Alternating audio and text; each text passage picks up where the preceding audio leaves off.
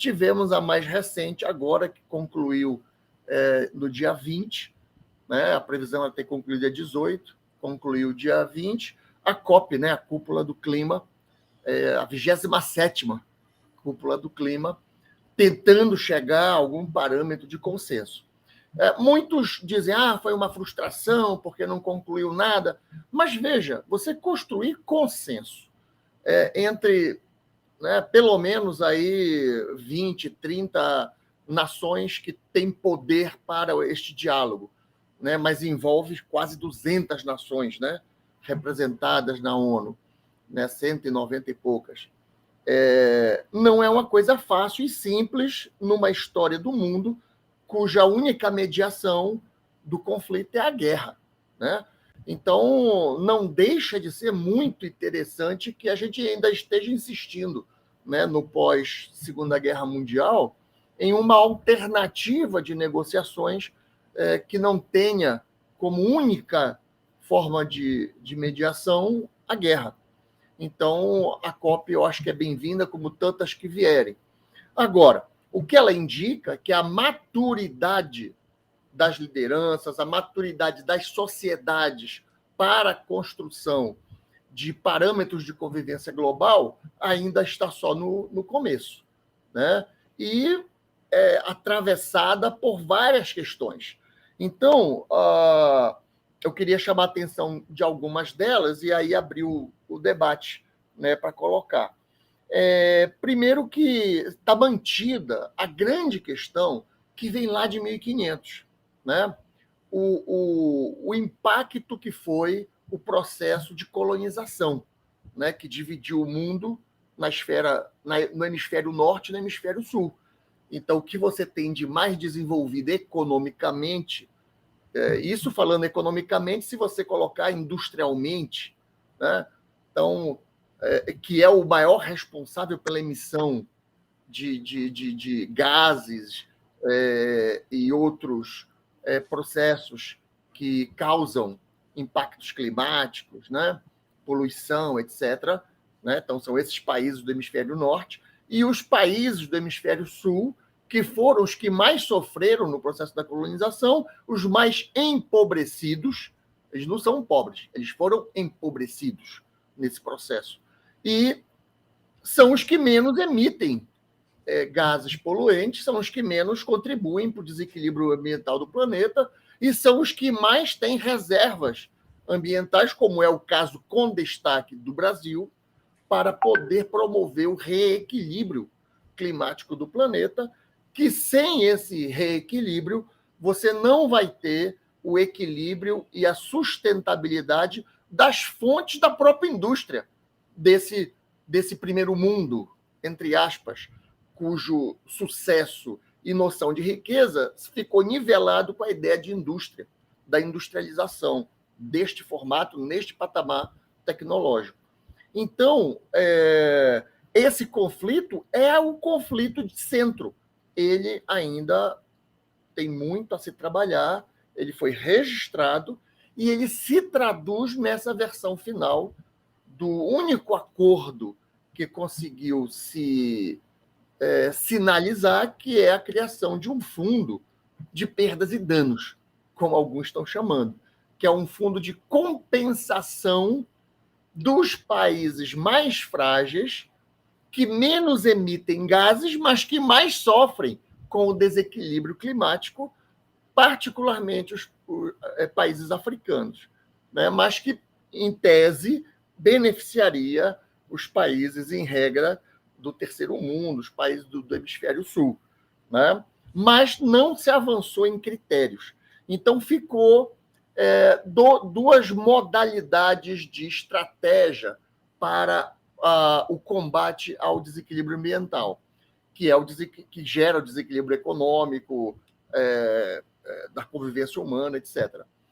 A estratégia do mercado de carbono, né, que também foi objeto da COP27, né, do mercado de carbono, que surge com a ideia lá atrás construída, desde 92, que se desenvolveu a ideia do poluidor pagador, que é uma ideia controvertida, né? Quer dizer, então, quem tem dinheiro pode pagar para poluir. Né?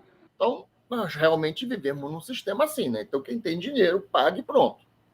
Né? Então, ele compra direitos. Né? Então, ele compra o direito de poder poluir.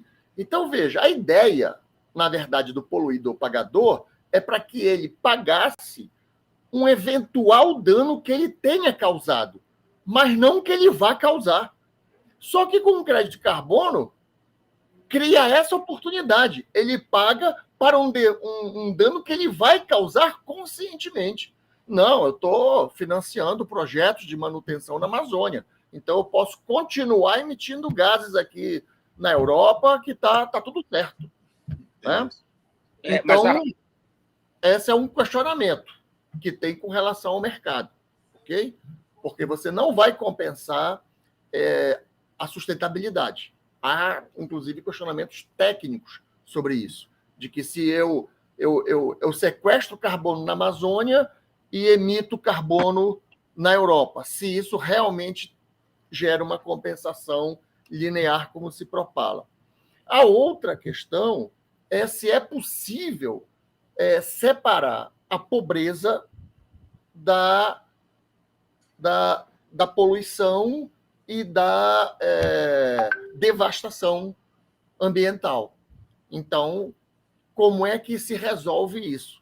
Então, enquanto não pautar a questão do desenvolvimento global, né, que se alcance um patamar mínimo de vida digna para todos, como é que eu vou falar de equilíbrio, de equilíbrio climático? Como é que eu vou chegar para um cara e dizer não derruba, se ele não tem o que comer? Né? Como é que eu vou chegar para o cara e dizer não vai para o garimpo, né? Se ele não tem outra opção? Então é preciso dizer, não pode isso, mas pode aquilo, e está ali a oportunidade. Né? Então, esse é um debate que precisa ser feito. A questão, e já vou então passar aqui para o nosso principal convidado aí, o Jarbas, é pensar o seguinte, Jarbas, você que acompanhou aí e viu o seguinte, poxa, se a gente pegar de 90 para cá, eu acompanhei o programa piloto, né? Eu era da Unipop, a gente acompanhou muitos projetos de apoio para a comunidade, no impacto do que rolou em 92 com a Rio 92. Só que o crescimento do acesso de ONGs, de comunidades indígenas, de quilombolas a fundos foi também motivo para que setores do agro e do capital alcançassem duas grandes fontes de recurso. Uma, a isenção de tributos sobre dividendos e lucro, que é de 94 do governo Fernando Henrique, no mesmo período. Entendeu? Então, como uma compensação, olha, a gente vai dar essa abertura aqui para o pessoal do meio ambiente, pessoal tal, mas em compensação a gente não vai mais tributar. E o Brasil é a única economia importante no mundo que não cobra tributo sobre lucro. Estados Unidos cobra, Japão cobra, Inglaterra cobra. Então não está se falando de socialismo e comunismo e capitalismo. Não está se falando disso. É capitalismo e capitalismo. Não estamos nesse debate. Tá? E logo depois, ou no mesmo período, se aprova a Lei Candir, que você estudou bastante, Jarbas. Né? Está no teu livro. Então, que retira do Estado, né, prometendo uma compensação federal, mas isentando o exportador de pagar o tributo por exportação, para favorecer o preço no mercado externo. Né? Então, e favorece o acionista, porque, na verdade, o que ele está favorecendo mesmo é o acionista. Então, me parece que se a gente não tomar um protagonismo, não tomar frente, né, de um papel para negociar coisas que nos interessam como a Amazônia, porque nesse período todo nós não tivemos nenhuma liderança que engrossasse o pescoço para debater isso, né? E nós já tínhamos federais, senadores, já tínhamos gente aí, mas não tínhamos ninguém que engrossasse o pescoço e dizer, peraí, Bora conversar um pouquinho aqui, bora ver o que é que fica para a Amazônia. Bora, né? Conversar um pouquinho. Então, eu acho que esse é o ponto. Porque senão a gente vai de novo assistir aqui uma busca por esmolas do mercado de carbono e obedecendo o que vem aí de pacotes prontos para cá. Então, esse é o debate que a gente está propondo para hoje.